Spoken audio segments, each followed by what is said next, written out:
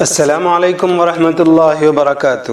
میں تنویر خالد حاضر ہوں آپ کے ساتھ آو عربی سیکھیں سلسلے میں مفتاح العربیہ حصہ دوم کے الدرس الثالث والعشرون 23ویں سبق کے ساتھ۔ آج کا یہ 23واں سبق کافی کچھ نئی چیزیں لے کر آیا ہے۔ اس سے پہلے جو کچھ ہم نے پڑھا ہے اس سے الگ ہٹ کر ہے یہ۔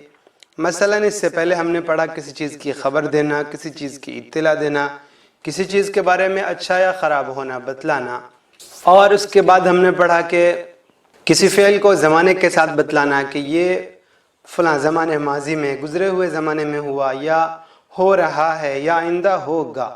یہ ساری چیزیں پڑھی۔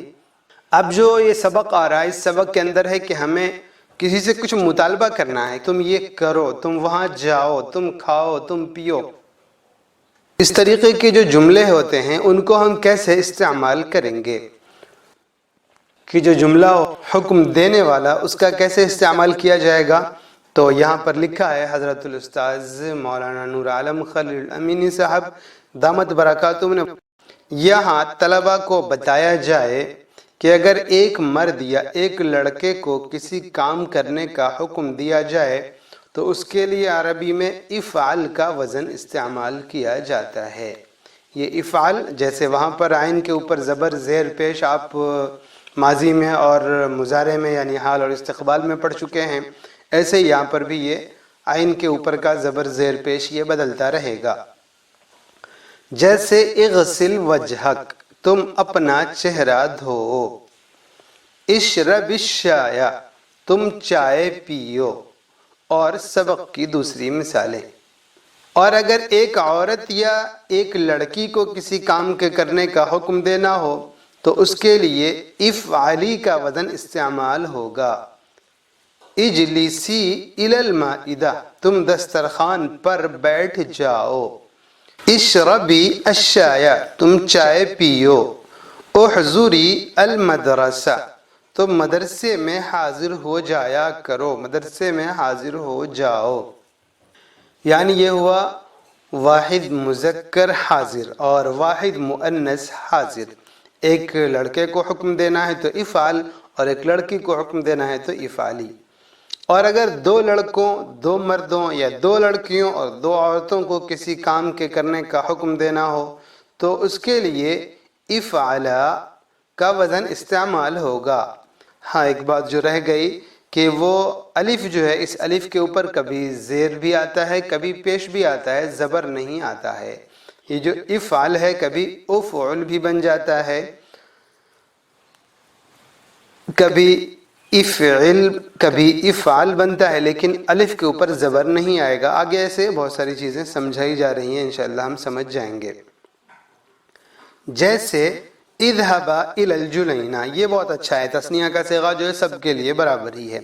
اذهبا الى الجنینہ، تم دونوں باغیچے جاؤ، اقتفا زہرة متفتحہ، تم دونوں ایک کھلا ہوا پھول توڑ لو، احضرا بها الى معلم العربیہ، اس سے یعنی پھول کو تم دونوں استاذ عربی کے پاس لے آؤ۔ انہی افعال کو انہی شکلوں میں دو عورتوں یا لڑکیوں کے لیے بھی استعمال کر سکتے ہیں۔ اب اگر دو سے زائد مردوں یا لڑکوں کو کسی کام کے کرنے کا حکم دینا ہو تو اس کے لیے افعلو کا وزن استعمال کریں گے، افعلو یا افعلو کہہ لیجئے۔ جیسے ادخلوا الفصل، تم سب درسگاہ میں آ جاؤ، اجلسوا فیہ بادب واحترام، تم سب درسگاہ میں ادب و احترام سے بیٹھا کرو، اقرأوا الدرس بجد ونشاط، تم سب محنت و چستی سے سبق پڑھا کرو۔ اور اگر دو سے زائد عورتوں یا لڑکیوں کو کسی کام کے کرنے کا حکم کرنا ہو تو اس کے لیے افعلنا کا وزن استعمال ہوگا، افعلنا ہو چاہے افعلنا ہو۔ جیسے احفظنا درس کل یوم، تم سب عورتیں یا لڑکیاں روزانہ کا سبق یاد کرو، اکتبنا الواجبات المنزلیہ فی کراساتکن، تم سب عورتیں یا لڑکیاں ہوم ورکس کو اپنی کاپیوں میں لکھا کرو۔ اصحبنا دائما الزمیلات المجتہدات، تم سب عورتیں یا لڑکیاں ہمیشہ محنتی سہیلیوں کے ساتھ رہا کرو۔ اساتذہ حضرات اسی طرح آسان انداز میں سبق کی دیگر مثالوں کے ذریعے اس مسئلے کو طلباء کے ذہن سے قریب کر دیں۔ یہاں یہ بھی بتا دیں کہ ان وزنوں میں شروع میں جو حمزہ یعنی الف جو دکھ رہا ہے مکسور یا مضموم آتا ہے، یہ بات آ گئی کہ کبھی زیر بھی ہوگا کبھی پیش بھی ہوگا، زبر نہیں ہوگا۔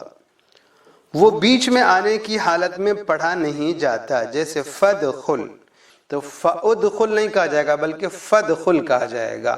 قرآن کریم میں ہزاروں ڈھیروں مثالیں اس کی مل جائیں گی آپ کو۔ فادخل میں حمزے سے پہلے فا آ گئی، اس لیے فادخل نہیں پڑھا جائے گا بلکہ فدخل پڑھا جائے گا، یعنی پڑھتے وقت صرف فدخل رہے گا۔ یہی حال وشرب، وغسل وغیرہ کا ہے، کیونکہ ان دونوں سے پہلے واو آ گیا ہے، اس لیے وشرب اور وغسل پڑھیں گے۔ سبق کے دیگر بیچ میں آنے والے افعال کو اسی پر قیاس کر کے سمجھا دیا جائے۔ تو یہ 6 صیغے ہوئے، یہ صیغے بھی باضابطہ آگے مشق کے طور پر لکھی ہوئی شکل میں آپ کو مل جائیں گے۔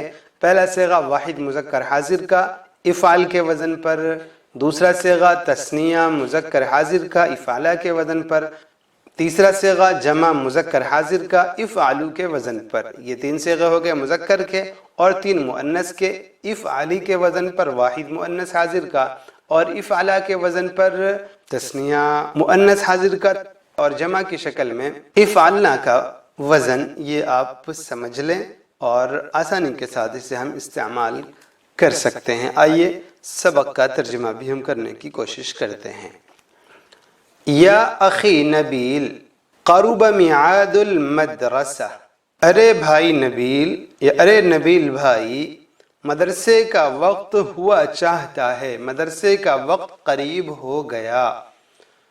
فادخل الحمام واغسل وجہک، غسل خانے میں جاؤ یا غسل خانے جاؤ، اپنا منہ دھو۔ وکل الفطور واشرب الشاء او البن، ناشتہ کرو اور چائے پیو یا کافی پیو۔ والبس الزی المدرسیہ، اسکول ڈریس پہن لو۔ وانزل الی الشارع، اور سڑک پر اتر جاؤ۔ وارکب حافلۃ المدرسہ مع اصدقائک، اپنے دوستوں کے ساتھ اسکول بس پر سوار ہو جاؤ۔ واحضر المدرسۃ فی المیعاد، اور وقت پر مدرسے پہنچو۔ یا اختی سعاد جلست الجدۃ والام حول المائدہ، بہن سلمہ دادی اور امی دسترخوان پر بیٹھ گئیں۔ حول المائدہ، دسترخوان کے ارد گرد بیٹھ گئیں۔ لفظی ترجمہ تو یہ ہے، اردو میں دسترخوان پر بیٹھنا اس کے لیے استعمال کرتے ہیں۔ فجلسی الیہا انت بسرعہ، تم جلدی اس پر بیٹھو اور ناشتہ کرو۔ جلسہ الی کا ترجمہ بھی ہوا دسترخوان کے پاس بیٹھو، دسترخوان پر بیٹھو۔ سرعتن کا ترجمہ جلدی سے، تیزی سے۔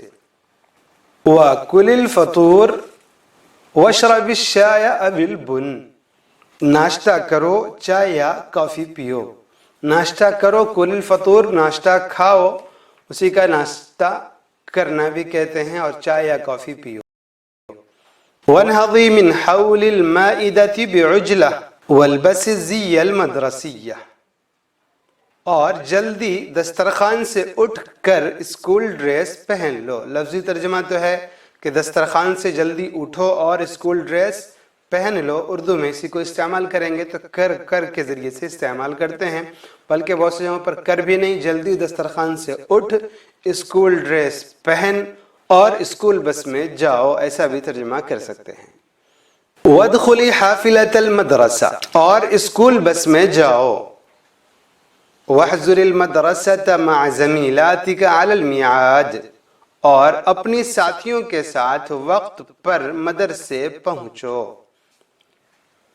یا خالد و سعید اذهبا الی الجنینہ، خالد اور سعید تم دونوں باغیچے جاؤ، واقطفا زہرۃ متفتحہ، ایک کھلا ہوا پھول توڑو،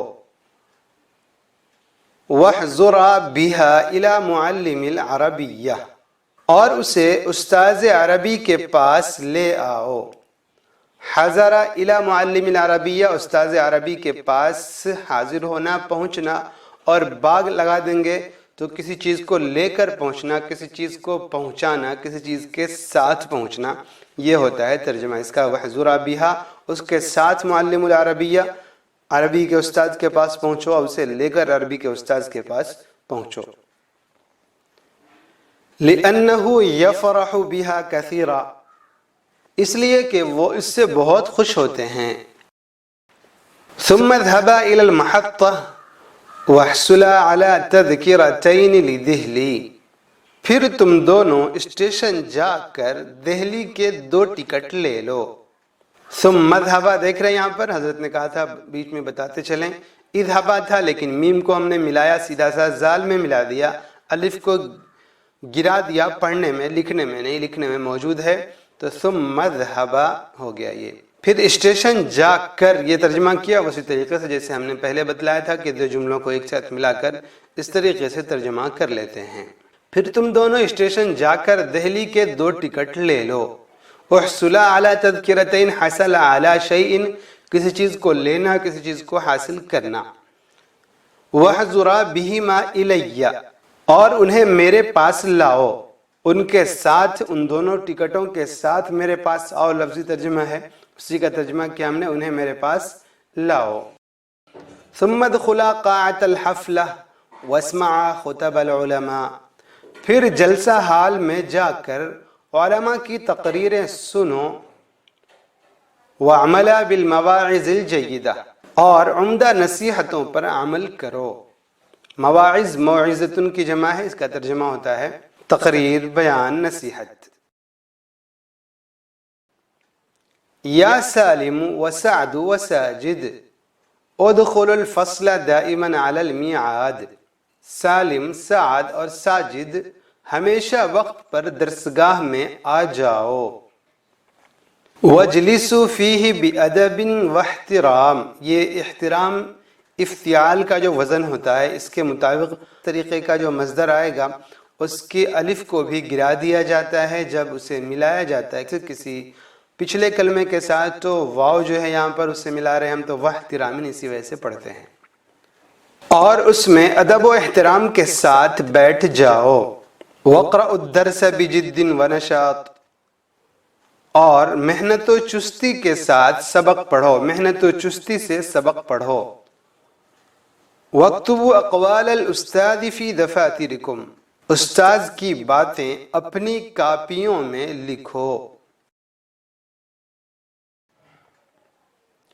وَاخْرُجُوا مِنَ الْمَدْرَسَةِ بِجِدِّيَّةٍ، اور سنجیدگی کے ساتھ مدرسے سے نکلو۔ وَارْكَبُوا الْحَافِلَةَ مَعَ الزُّمَلَاءِ بِحُبٍّ وَتَعَاوُنٍ، اور ساتھیوں کے ساتھ محبت و تعاون سے بس پر سوار ہو جاؤ۔ وَارْجِعُوا إِلَى بُيُوتِكُمْ بِسَلَام، اور سلامتی کے ساتھ اپنے گھروں کو لوٹ آؤ، اپنے گھروں کو سلامتی کے ساتھ لوٹ آؤ۔ یا رشیدۃ وسعیدۃ وساجدہ، رشیدہ، سعیدہ اور ساجدہ، احفظن دروس کل یوم، تم لوگ روز کے اسباق یاد کیا کرو۔ وَاكْتُبْنَ الْوَاجِبَاتِ الْمَنْزِلِيَّةَ فِي كُرَّاسَاتِكُنْ، یہ جمع مؤنث حاضر کا استعمال کیا جا رہا ہے۔ اور اپنی کاپیوں میں ہوم ورک لکھا کرو۔ وَاصْحَبْنَ دَائِمًا الزَّمِيلَاتِ الْمُجْتَهِدَاتِ، اور ہمیشہ محنتی ساتھیوں کے ساتھ رہا کرو۔ اصحب، یہ صحیح وَيَصْحَبُ آیا تھا پہلے ہی بالکل، وَصَحِبَتْنَا الاخت الصغیرہ، اور ہمارے ساتھ ہوئی چھوٹی بہن، اسی سے اصحبنا یہ امر کا صیغہ ہے۔ وجلسن ایزن الی العجائز الصالحات، اور نیک بوڑھیوں کے پاس بھی بیٹھو، واسمعن نصائحہن، ان کی نصیحتوں کو سنو، وعملن بہا، ان پر عمل کرو، ان نصیحتوں پر عمل کرو، اور ان کی نصیحتوں کو سن کر ان پر عمل کرو۔ یہ بھی آپ ایک ساتھ ترجمہ کر سکتے ہیں۔ وَابْذُلْنَ الْأَوْقَاتَ فِي الْقِرَاءَةِ وَالْكِتَابَةِ ثُمَّ فِي الْعِبَادَةِ وَالتِّلَاوَةِ لَا فِي اللَّهْوِ وَاللَّعِبِ، لکھائی پڑھائی پھر عبادت و تلاوت میں اوقات خرچ کرو، اوقات لگاؤ، نہ کہ کھیل کود میں۔ الحمدللہ ہم نے اس سبق کو مکمل کر لیا۔ آگے انشاءاللہ ہم سبق پڑھتے جائیں گے اور اچھی خاصی مشق کرائی گئی ہے، خاص طور سے اس سبق کے تحت وہ سب ہم دیکھیں گے تو بہت آسانی سے ہم سبق کو سمجھ جائیں گے، سبق کو مکمل کر لیں گے۔ یہ سبق بھی لکھی ہوئی شکل میں موجود ہے جامعالعلوم.org پر، آپ وہاں جا کر بآسانی سے دیکھ سکتے ہیں، سمجھ سکتے ہیں۔ تو اجازت دیں، والسلام علیکم ورحمۃ اللہ وبرکاتہ۔